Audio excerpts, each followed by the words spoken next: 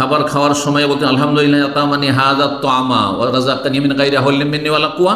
আর কাপড় পরার সময় বলতেন আলহামদুলিল্লাহিল্লাযী রাযাকানি হাযা সাওব, আলহামদুলিল্লাহিল্লাযী কাসানি, আলহামদুলিল্লাহ কাসানি হাযা সাওব ওয়া রাযাকানি মিন গায়রি হাওলিন মিন্নি ওয়ালা কুওয়া। এই হাদিস কয়েকটি হাদিসের কিতাব মুসনাদ আহমদ আর আবু দাউদ, নাসাঈ, তিরমিজি, ইবনে মাজাহ রয়েছে। এছাড়া সহিহ বুখারীতে হাদিস শোনায় রাসূলুল্লাহ সাল্লাল্লাহু আলাইহি সাল্লাম সম্পর্কে বলছেন আবু উমামা কানা ইযা ফারাগা মিন তা'আমি, যখন খাবার শেষ করতেন, খাবার শেষ হতো, বা ওই যা রাফা মায়দাতাহু, যখন দস্তরখান গুটিয়ে নেওয়া হইতো, খাওয়া দাওয়া শেষ, এখন দস্তরখান উঠিয়ে নেওয়া হচ্ছে, বলতেন আলহামদুলিল্লাহিল্লাযী কাফানা ওয়া আরওয়ানা গায়রা মাকফিন ওয়ালা মাকফুরুন।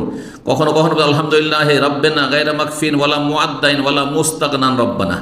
হে সে আল্লাহ যাবতীয় প্রশংসা, যিনি আমাদেরকে যথেষ্ট দিয়েছেন, আমাদেরকে পরিতৃপ্তি দান করেছেন।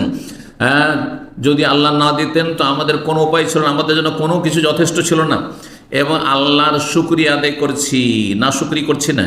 কখনো বলতেন যে আল্লাহ এই খাবার যে এখন খেলাম বা এই যে পান করলাম, এটা নয় যে এটাই শেষ, আল্লাহ আবার এর মুখাপেক্ষী হব, আবার দেবে আল্লাহ।